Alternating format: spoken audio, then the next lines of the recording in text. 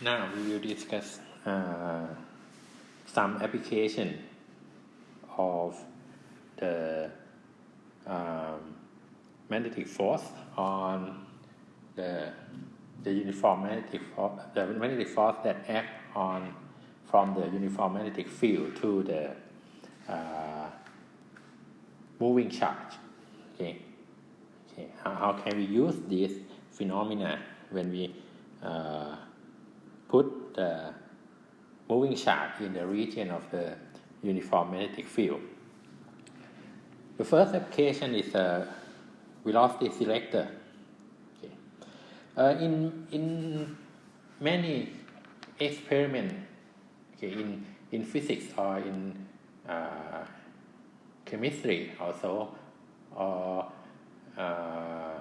in some engineering application, we may need the particle that generate from the source, okay, like this, and target, then fire this particle to the target, and to see the interaction of the target with the particle. We may want to see how can the particle penetrate into the target, to see the thickness or to see the composition of the target. Or in chemistry, we want to analyze the type of the particle that we will discuss in the next application. Okay, that when we have a particle and we want to know what kind of particle, if we can put that particle into the equipment like a mass spectroscopy, mass spectroscope, okay, or mass spectrometer. But before we put the particle into the mass spectrometer, we need to know the velocity of the particle that enter to the mass spectrometer, and after that we can use the same result of the moving charge in the uniform magnetic field to specify the type of the particle. Okay. So it means that in the applications that I have mentioned, we need to know the velocity of the charged particle. Okay, when we generate the charged particle from the source, it will generate the charged particle in all possible velocity. Maybe we can have the velocity distribution, but the particle can fly out from the source with any velocity possible, any possible velocity. Okay, so how can we know the velocity of the particle? We cannot see this particle. We cannot use something like the speedometer to measure the velocity of the particle. So we need a way to specify or to determine the velocity of this charged particle. And one way to do that is use the velocity selector. The principle of the velocity selector is that when we generate the particle from the source and then we pass this particle through the slit to control the direction, okay, to control the direction of the particle. You can see that if the particle moves in this way, it cannot pass the slit.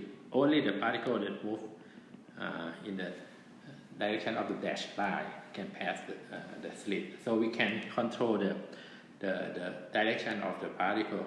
And in this case, we will control the direction of the particle that the velocity vector of the particle perpendicular to the magnetic field. We pass this particle into this region which have the magnetic field. In this case, the magnetic field point into the screen or into the paper. Okay. So if this particle is a positive charge, from the right hand rule, you know that if you point your forefinger in the direction of the velocity vector and the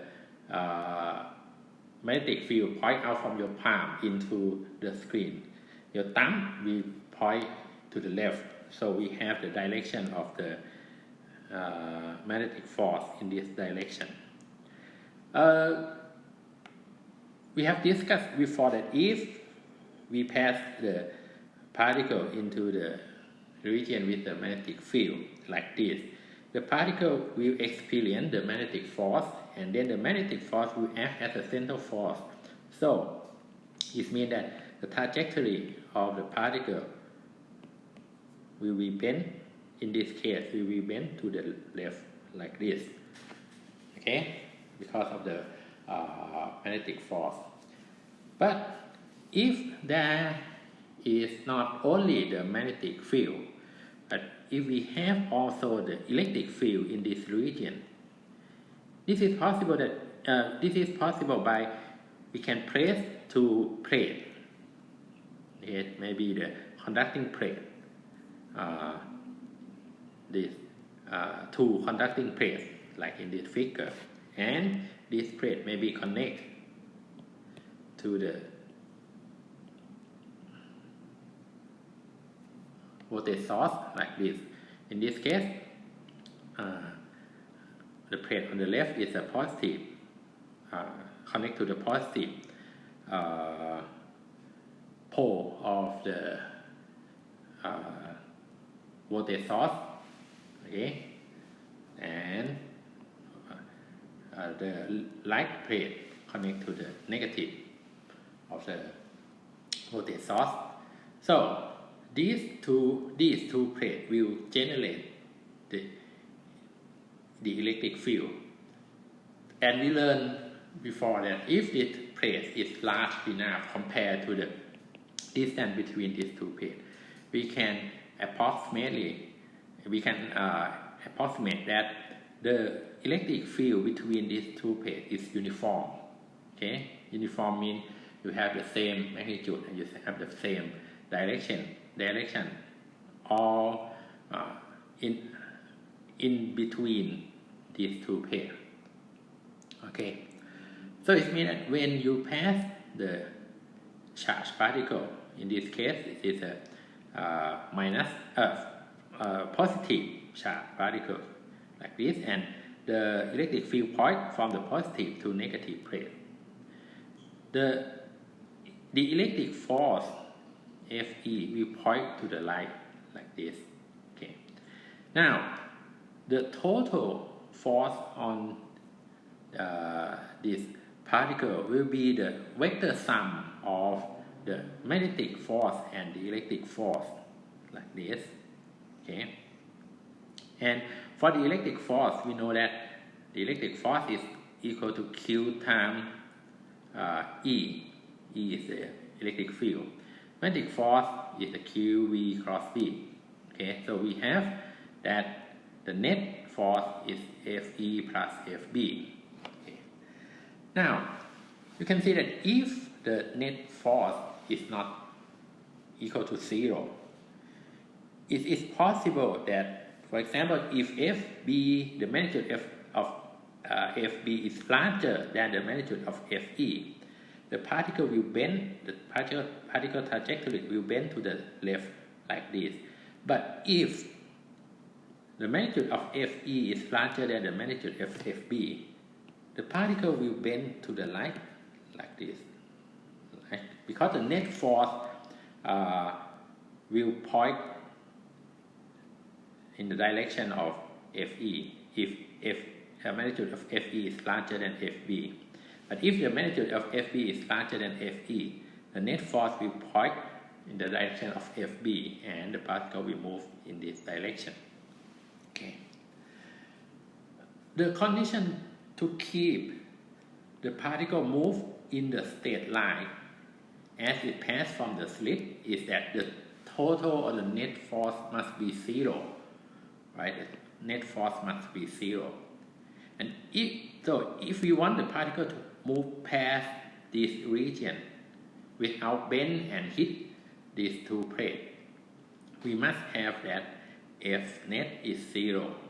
And F net is 0 it means F net is 0, it means that this FE and FB have the same magnitude but point in the opposite direction. In this case, we can see that FB point to the left and FE point to the right. So FB and FE already point to the opposite direction. The condition we need is that the magnitude of FE and FB are the same, or magnitude of FE equal to the magnitude of FB.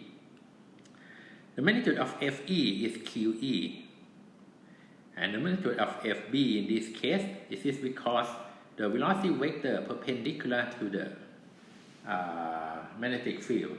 So we have that the magnitude of FB is QVB. We discussed this before. Okay.